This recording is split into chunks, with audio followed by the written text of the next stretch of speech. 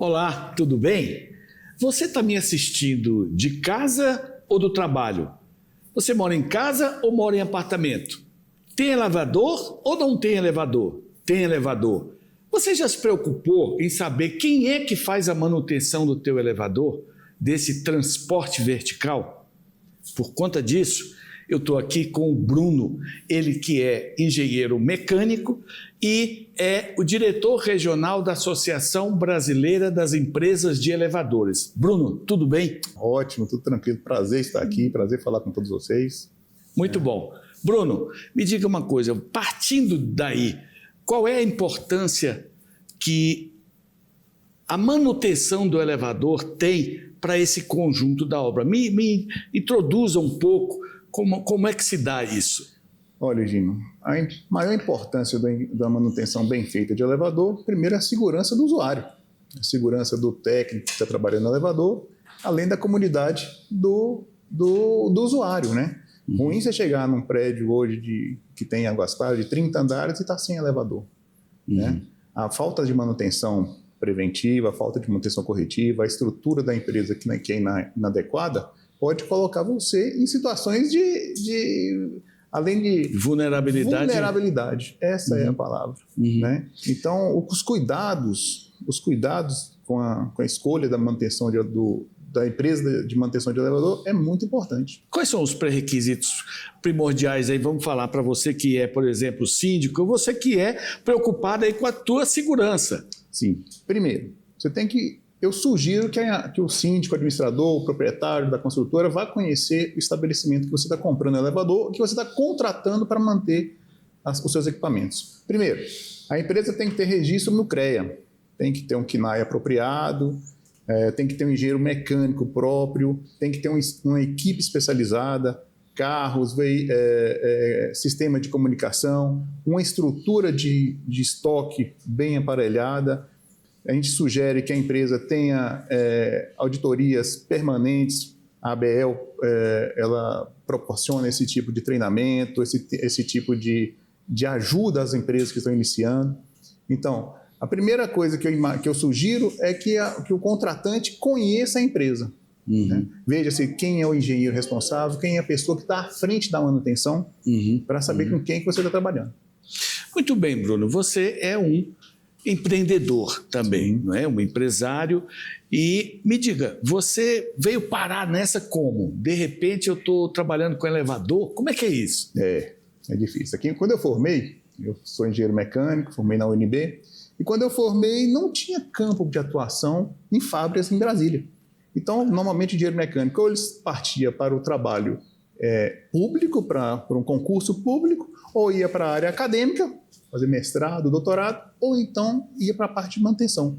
Assim que eu formei, eu fui contratado pela empresa Atlas, era uma multinacional, ainda uma multinacional do setor, e que em 2002, 2001,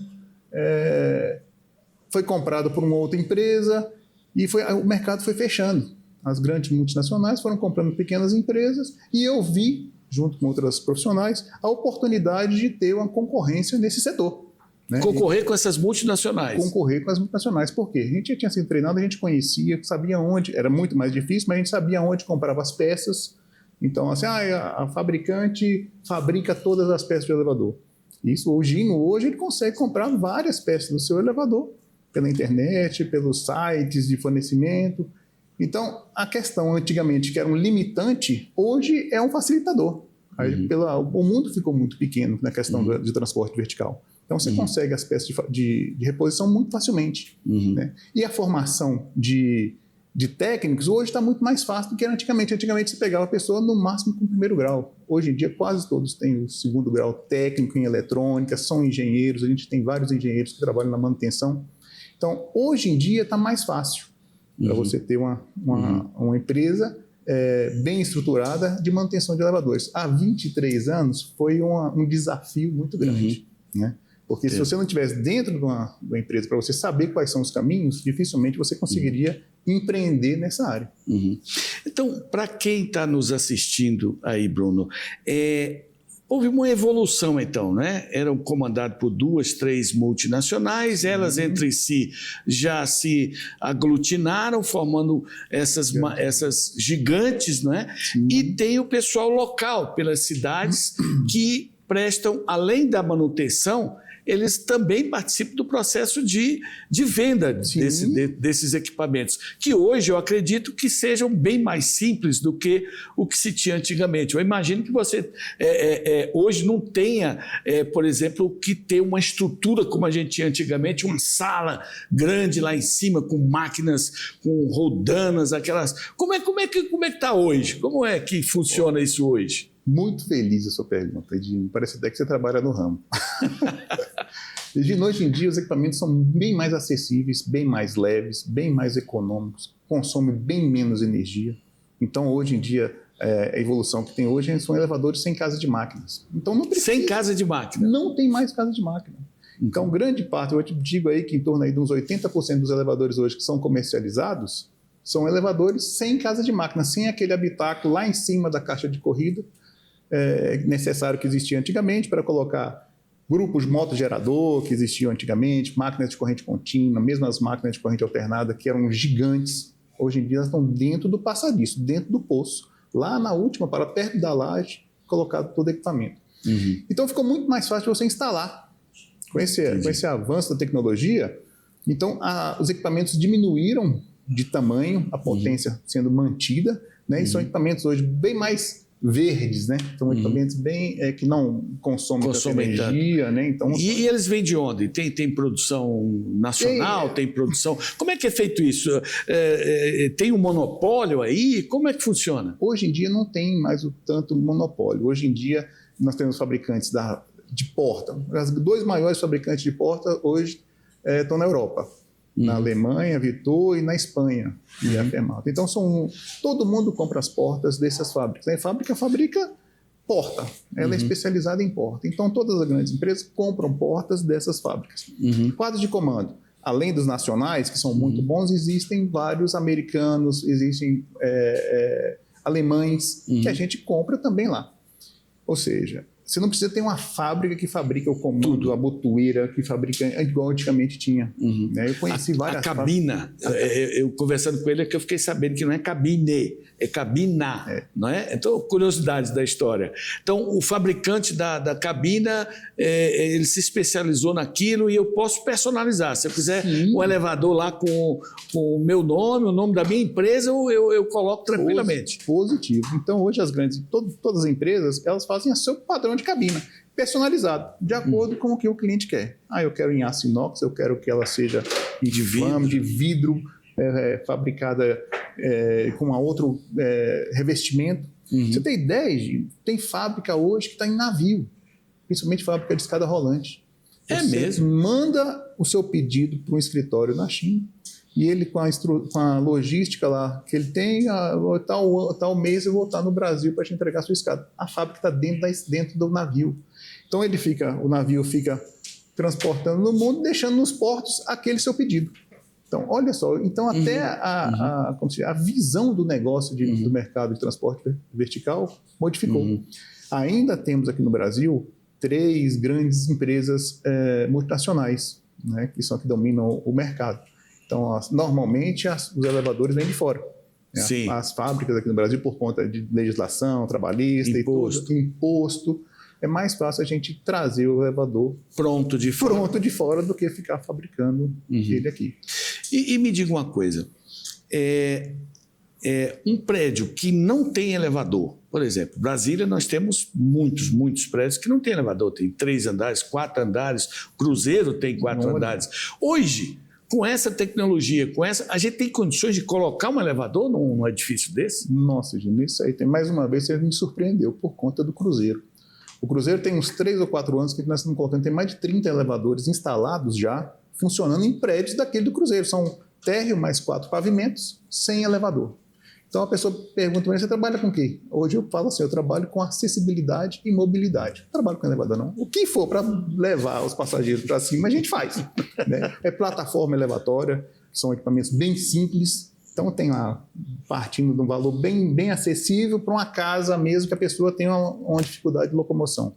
Até equipamentos de alta velocidade. Então hoje a gente trabalha com todo tipo de Então é possível para o nosso telespectador entender aí. Então, se o seu prédio não tem elevador, é possível ter um elevador. Sim, é isso? Com toda certeza. Já tem uma legislação autorizando a instalação do elevador até por fora, por ser tombado. Antigamente não podia, agora já pode.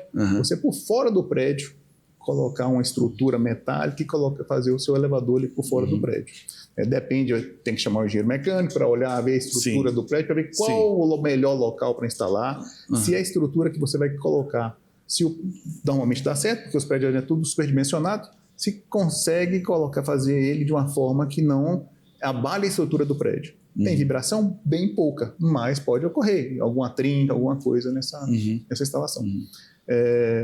No cruzeiro mesmo, lá a gente tem colocado elevador até onde era a lixeira. Olha. Sabe aqueles habitáculos onde era a lixeira, um quartinho que o pessoal deixava em todo andar? A gente quebra as lajes, a própria empresa faz isso, adapta para um elevador, é um projeto especial, sem casa de máquina, que depois de 3, 4 meses, está o elevador instalado.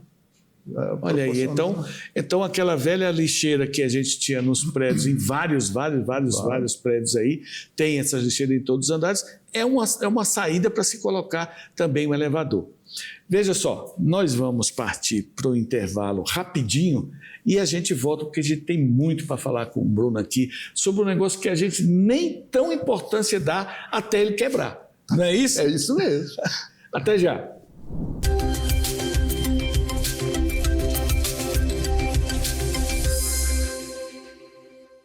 Você vendo um quadro assim pronto, você tem ideia como é que ele é feito?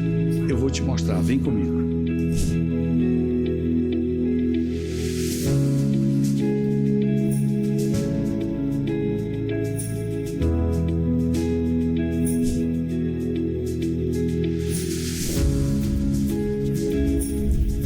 Aqui nós concluímos a primeira etapa, que é pegar a moldura no estoque, cortar e pregar.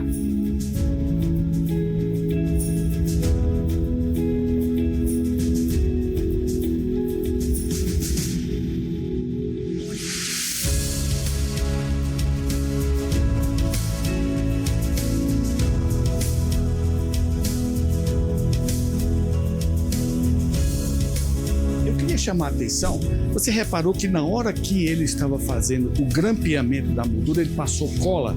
É exatamente essa cola que faz com que a junção fique perfeita. Se eu usar só o grampo, ela fica abrindo aqui as pontas, essas emendas. Por isso, tem que ficar de um dia para o outro, essa cola secando, para depois, então, a gente fazer a montagem do quadro. Essas montagens que são feitas em 1 hora, 2 horas, não funcionam, não fica bem, não dura. Esse é um dos grandes diferenciais da Casa da Moldura. Agora eu vou te mostrar a sequência da montagem. Foi feito o corte do vidro, olha aqui o vidro, ó, cortado, limpo, tá? E do fundo de foam que vai ser utilizado nessa montagem.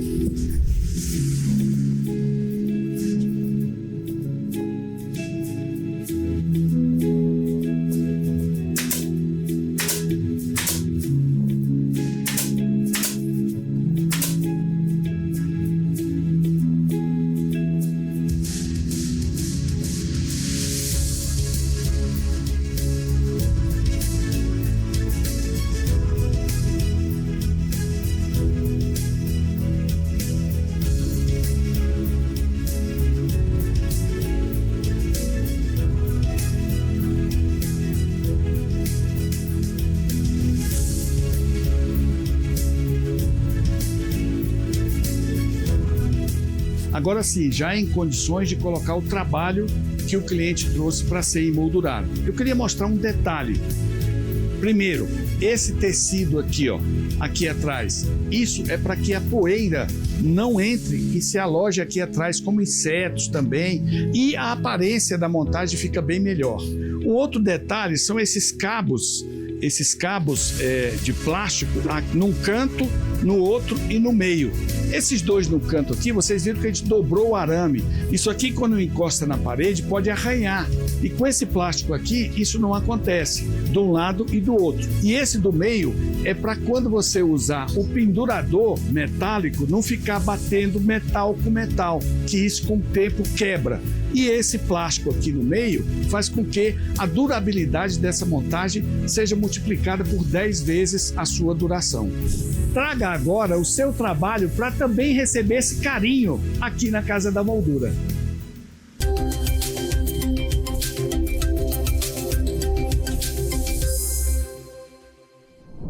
E você, já ficou preso no elevador? Meu Deus, preso no elevador. Bruno, e aí? O que fazer, Bruno? Que situação. A frequência é muito alta, Egínio, que acontece isso. Brasília, principalmente, nessa época do ano, com variação de começo da chuva, nublou, começou a dar pico de energia. Verdade. Variou energia, os prédios mais antigos que não têm muita equipamentos microprocessados, ele até aguenta as variações. Agora, os novos, não. Então, ele vai travar mesmo por segurança do equipamento para ele não queimar. Então, está preso no elevador, deu aquele tranco, parou. Primeira coisa é manter a calma. Não falta ar dentro do elevador. O elevador não vai cair. Você vai estar mais seguro de quem está lá fora, lá que pode... Peraí, não vai cair como?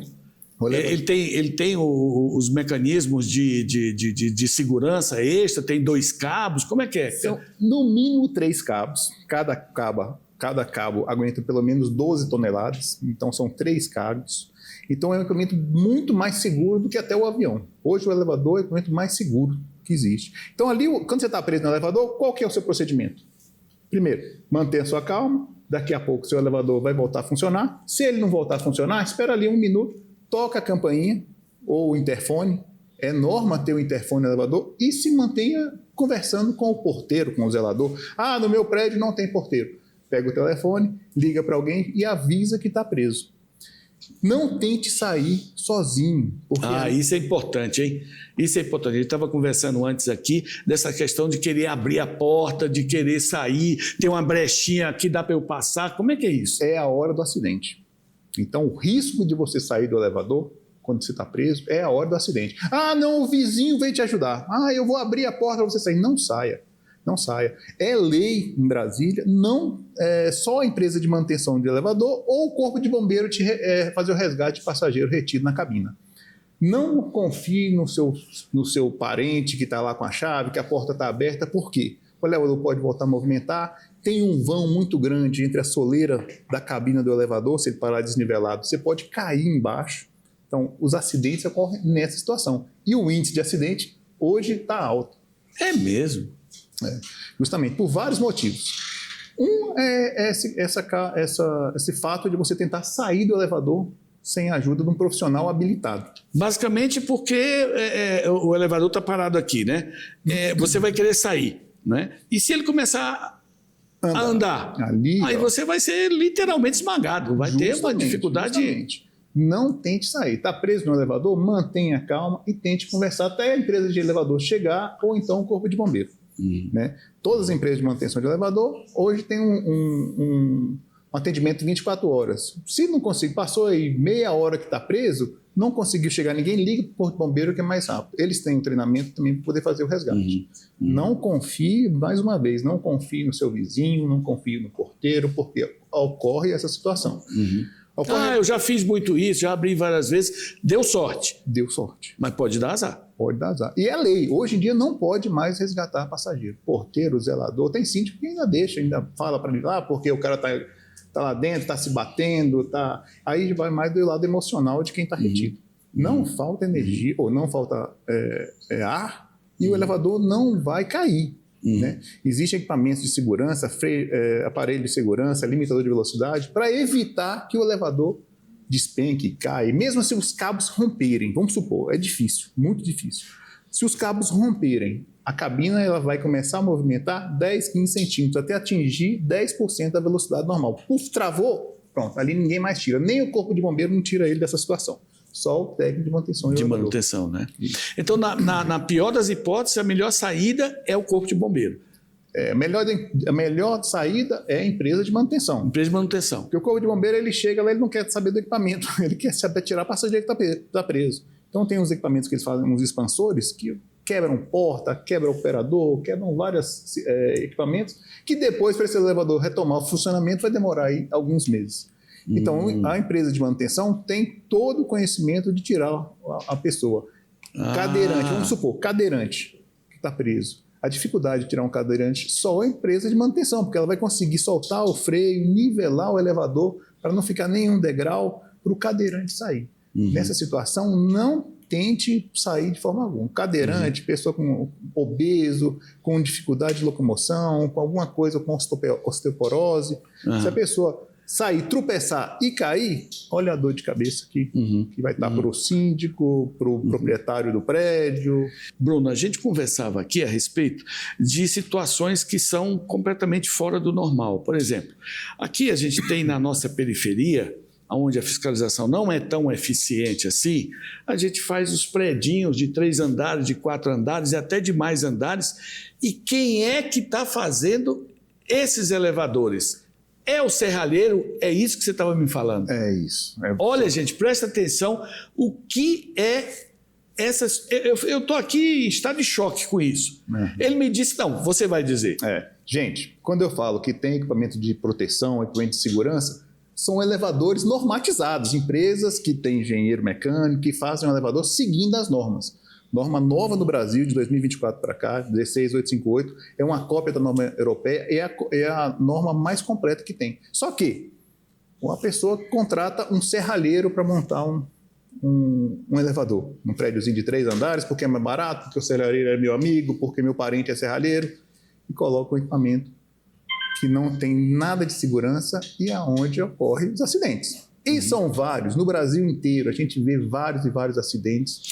O serralheiro pega o quê? Basicamente, para o telespectador entender, é como se eu fizesse manualmente e fosse subindo aqui, só que ele bota um motorzinho. Então esse motorzinho fica subindo e descendo, até ele quebrar. Até ele quebrar. A gente chama isso de içador. Nem elevador a gente não fala que não é uma plataforma, não é um elevador, não é um equipamento normatizado. Isso é um içador, ele está içando uma cabina ali, um habitáculo. Ele funciona uma vez, 2 vezes, até o cabo arrebentar. Você lembra? É um tambor que enrola o cabo com o motor na frente, com 2 contactorezinhas. Então o cara está imaginando só de vencer aquele obstáculo. Em qualquer tipo de equipamento, sem pensar no cabo, se o cabo arrebentar, sem pensar se a porta estiver aberta, você estiver saindo e alguém chamar o elevador e ele descer, sem circuito de segurança nenhum.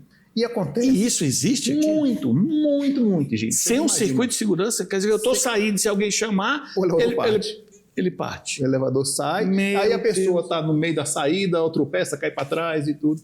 Então, eu fui convidado em vários locais para ir lá fazer um orçamento de manutenção do elevador, que esse elevador deu defeito, que caiu, que quebrou, que matou. Quando eu chego, eu falo assim, olha, você compra errado, você gasta 2 vezes. Então, comprou errado, isso aqui não é um elevador, é um içador. O preço do elevador é assim, assado, e é um elevador normatizado. O elevador tem que ser registrado no CREA. Então aquele equipamento tem que estar registrado. Qualquer elevador, qualquer equipamento de transporte vertical tem que ter registrado no CREA. Tem que ter um engenheiro responsável. Tem que ter uma anotação de responsabilidade técnica, indicando quem foi o profissional que foi habilitado para poder assumir a responsabilidade sobre aquele equipamento. E normalmente não tem. Normalmente em prédios menores, que o proprietário acha que não precisa, que até o síndico fala assim, não, eu sei quem é que resolve. Então, por questão de custo, às vezes a pessoa acha que vai gastar menos, né? Mas se expõe a um risco desnecessário. E o custo depois é infinitamente maior. Né? Então, eu queria chamar a sua atenção para isso. Então, você veja no seu elevador, procure o seu síndico, a pessoa responsável, para você ver o contrato de manutenção, para você saber se realmente é um elevador que está registrado no CREA, se é um equipamento que realmente tem condições de você usar. Bruno, eu quero te perguntar agora a respeito desse mercado de trabalho para esse setor, porque cada vez mais esse mercado se expande. Por exemplo, nós estamos aqui no Lago Sul, estamos gravando aqui no Lago Sul. E aqui no Lago Sul nós temos muitas casas modernas que hoje precisam de plataformas, precisam de elevadores. Como é que esse mercado de mão de obra hoje em Brasília? Você que é um cara que está aí desde o começo e entende bem disso daí. Olha, com o envelhecimento da população, Isso é a situação mais normal que tem, é o cenário mais normal. É você colocar equipamento de transporte vertical em casa. Né? Uhum. A dificuldade que se tem é de contratar uma empresa que coloca um elevador monomatizado, não ir atrás do seu serralheiro para colocar o que a gente estava conversando agora. Um equipamento desse, uma plataforma elevatória que ela tem todos os itens de segurança, ela precisa de uma manutenção mensal. Não adianta você lá e a gente está na sua casa, não, só quem usa aqui sou eu e minha esposa. Nem que seja trimestral, nem tem que ter um engenheiro responsável por aquilo ali. Então me diga aí, falando de custo, nós estamos em novembro de 2025. Nós estamos falando de quê em termos de custo? Hoje, Gino, o equipamento mais simples que tem para uma casa, uma plataforma elevatória, meia cabine, ela está em torno de 45 a 50 mil reais, dependendo do tamanho do seu pé direito, dependendo do desnível entre as soleiras. Então, tem esse equipamento que é o mais simples e tem equipamento até 200 mil reais, que é um elevador sem casa de máquinas, é um elevador mais rápido, que cabe 6 passageiros, então equipamento... Aí é um elevador mesmo, né? Panorâmico, normalmente as pessoas estão colocando muito elevador panorâmico de frente para a sua piscina, de frente para a sua garagem. Então, esse equipamento já é em torno aí de uns 200 mil reais. Bruno, agora, Brasília tem muito prédio antigo, por mais que a gente diga que a cidade é nova, são 65 anos, mas o prédio em que minha mãe morava na 108, ele tinha porta pantográfica. Esses elevadores antigos que têm essas casas de máquinas, como é que a gente consegue trazer isso para a realidade com a segurança que nós precisamos? Ótima pergunta. Hoje em dia a gente tem uma vasta gama de produtos para modernização do elevador. Não é tirar o equipamento que tem lá na sua mãe e colocar um todo novinho. O custo é muito alto para fazer isso. Então, esses elevadores mais antigos, eles são todos superdimensionados. As máquinas de tração que estão lá na casa de máquina, elas são todas superdimensionadas. Elas aguentam aí mais pelo menos uns 50 anos, se bem mantidas, né? Então, hoje a gente tira a porta pantográfica, que já é proibida por norma, coloca a porta de abertura lateral ou central mediante uma vistoria. Eu tenho caixa para isso? Queria o certo é chamar uma empresa, o cara faz a vistoria, o engenheiro faz a vistoria, faz um projeto, fala assim, a melhor situação é essa, vou aproveitar a sua máquina, vou aproveitar a sua estrutura de cabina. E quem não conhece de elevador, olha o elevador e nem sabe se é novo ou se é antigo, porque a cabine é nova. A gente aproveita o que é superdimensionado. As guias antigamente, para você ter ideia, ela era 3 vezes, 2 vezes o tamanho das guias novas. Guia que você fala é o que faz sustentar. Isso, as guias. Os cabos. Os cabos não, a estrutura onde a cabina corre, as guias ali, os trilhos. Sim. Os trilhos, tá. Antigamente não tinha dó de aço, eram todos grossos e tudo, por isso as cabines não vibravam tanto. Hoje em dia as guias são mais finas, questão de ecossistema. Então, a gente prefere modernizar o elevador porque fica muito mais barato para o condomínio e o equipamento fica muito mais robusto do que o equipamento propriamente de todo novo. Então, troca seu quadro de comando, as botoeiras, a sua cabina, quando você entra, olha com as botoeiras novas, com LCD, iluminação nova, é um equipamento novo. Funciona até melhor do que alguns equipamentos novos que a gente tem visto aí no mercado. Então, essa seria a solução, a modernização do seu elevador antigo. Muito bem.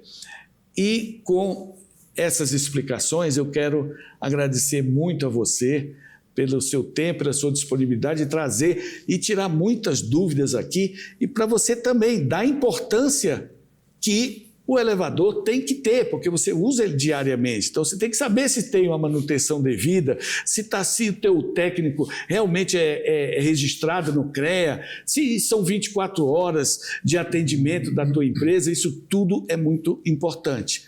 Um recadinho para as pessoas para finalizar, Bruno. É uma satisfação muito grande estar aqui. Eu agradeço e parabenizo a sua iniciativa de conversar com esse tipo de mercado.